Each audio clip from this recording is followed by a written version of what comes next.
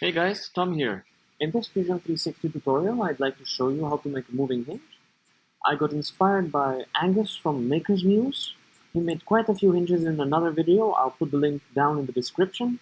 But unfortunately, I didn't find almost any tutorials on how to make hinges in Fusion 360. So I decided I'll make that video for you. At the end of this tutorial, we should have a hinge like this, which is movable within all restraints, has all the necessary tolerances, and is 3D printable in place. So, and just to show the working of this one, if I hide the component, we can see we have one part which has an inner shaft, and the other which has a hole in the middle through which the shaft goes, so this is an inseparable joint. Once this is done, you can very easily, for example, remove this midsection, move it around and make it from the hinge that you can actually clip out. But that's for another time, and I'm sure you can figure out yourself. So we're going to start by creating a new project or line, save it, join. We're going to start by sketching the profile of this thing. So I want to create a sketch, a rectangle. Since it's from the profile, I'll do it on the XY plane. So the profile would be, let's say, like so. And I want to draw a circle, which is going to be the moving joint. So select the midpoint, that's with the triangle, make it the whole way. Trim off the excess material. By the way, I am showing it to you on the GUI so that's clear what I'm using. Normally I'd be using shortcuts like D, C, L, which I would highly recommend you learn. So let's put some dimensions and constraints on this. Right now, if I move it, oh, it works nicely actually. But just to be sure, let's make the circle tangent. Tangent. There we go. This line tangent to the this line tangent to the semicircle. Thank you. We can add some dimensions to make this proper. So that's a sketch dimension. Let's say 15 millimeters, and we could have it 5 millimeters tall, like a little bit. Now we actually need the shaft and the upper hole. So because this is going to have some tolerances, we're going to create two concentric circles. There we go. 1, 2. Let's dimension them. So the outer one, since this is 5 millimeters, we can have it, let's say, 3.5 millimeters. The inner one, we want the dimension to be just enough so that there's enough tolerance for it to move. I found out that on my Cetus 3D, it's 0.3 millimeters. So because this is the diameter, we take the outer circle diameter, just click it, minus 2 times the tolerance, which is 0.3 in my case. There we go. And last, I want to create a line through here, which is going to represent the, how do we call it, the actual body. So if I draw in the dimensions in, just to make it nice, I'll put in the dimension for the line. I have a feeling that 12 millimeters will look good. There we go. Beautiful. So we're done with the sketch. We're ready to start extruding. So, step 1, how we're actually going to do this, I'll show you on the other one. We're going to extrude this profile. Then we're going to extrude the shaft and the rest of the body, and we're going to mirror it onto the other side. So, step 1, extrude the whole thing. Sizes are sort of arbitrary. So if I extrude it, I like 3 millimeters for the sort of body. If I re-enable the sketch, get to its correct size, I'll now want to extrude the shaft and the body. So once again, I'm going to create an extrude, and this time it's the half length. So I want the inner shaft length to be 10 millimeters, but it has to be minus the length of this, so that's half of it, 5 millimeters, plus 3, 8.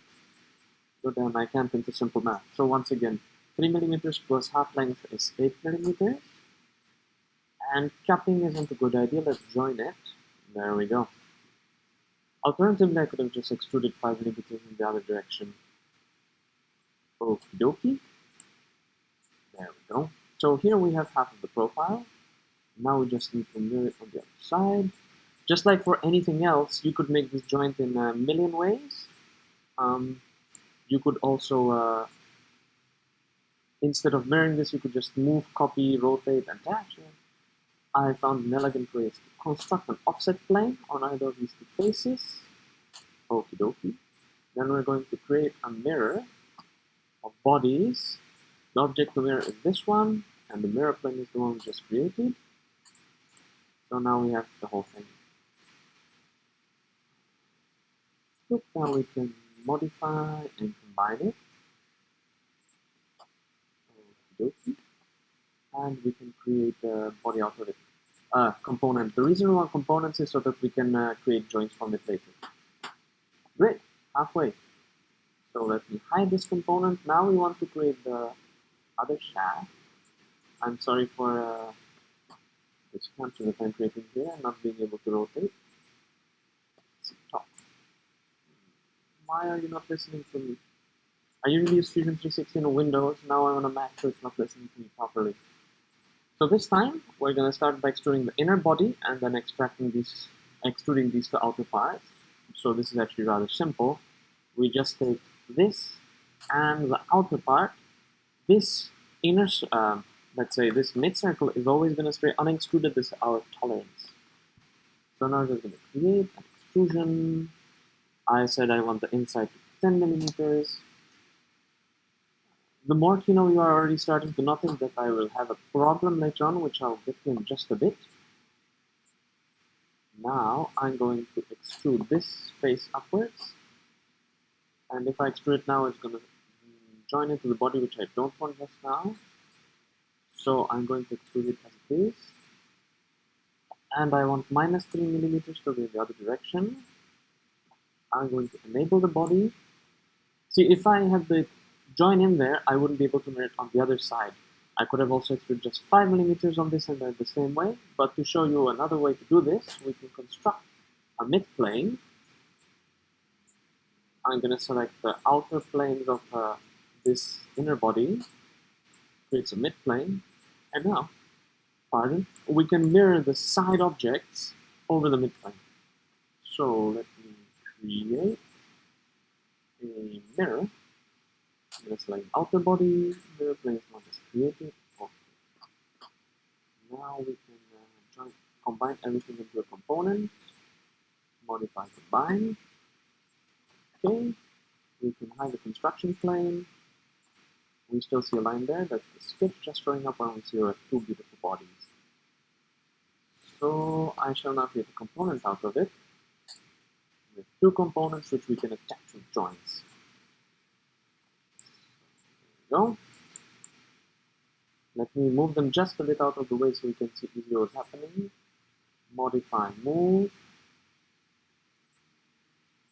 This one, we want to just like this. We want to attach them together with a joint. So assemble, joint. So quickly, for those who don't know how joints work, first topic is always select your motion type. In our case, it's already revolute. That means it rotates only around one axis. Next, select the component you want to move to the other. So we want this cylinder to be rotated upon by this hole. So I'm going to select the midpoint of it. The same way here, I'm going to select the mid of the cylinder. I'm going to move to each other and show it to us. Beautiful. That's exactly how we want it. Well, except it's a bit moved out, but just a moment, we're going to assemble into all contact. That did not work. Enable all contact should allow the physics, so they should not mesh into each other like this. Disable contact. Okay, let's say we ground one component so we can move the other. Okay, let's move it out of the way. Now assemble, enable all contact. Beautiful. So let's see if you knew the problem. We have the inner tolerances of the circles, so those will beautifully mesh together and 3D print. However, We did not leave any tolerance over here, so these things will actually fuse in the 3D printer. There are a few ways we can mend this. One would have been, I could have started by creating a sketch on the XZ or the YZ plane and create a line of extrusion here. But the easiest quick fix at this point is just to go back to the first extrusion, is it? Let's edit it. And because we know the tolerance is 0.3, so instead of extruding whole 3 millimeters, I'm just going to extrude minus 0.3 millimeters. And with that, our problem is solved. We have tolerances everywhere needed. It moves around. And the last part to do is, to finish the look, we need to add some fillets. So I'm just going to select all these faces. I mean, is that a face? No, that's a... It's a... I'm not sure whether it's a vertex or an edge. Nonetheless, I'm going to select all 4. I'm going to modify and apply fillet and put it so that it looks aesthetically pleasing. There we go. I like that. So, there we have it. How to make your in-place printable 3D joint. Ideally, before printing, you would actually want to align this. So if you go to the bottom, you can align this to minus 180 degrees. Beautiful. And all you need to now do is make these 2. Will that work? No. So one last trick. Because it doesn't want to join the 2 bodies like this, there's a trick to it. You need to right-click at the top level of the project and save as STL. And here you get the one we actually want. It doesn't give us the preview mesh, so it's a lot faster. And you can right away send it to your print utilities such as Cetus, Simplify 3D, or whatever you use. So thank you for watching. I hope you enjoyed this video and see you next time.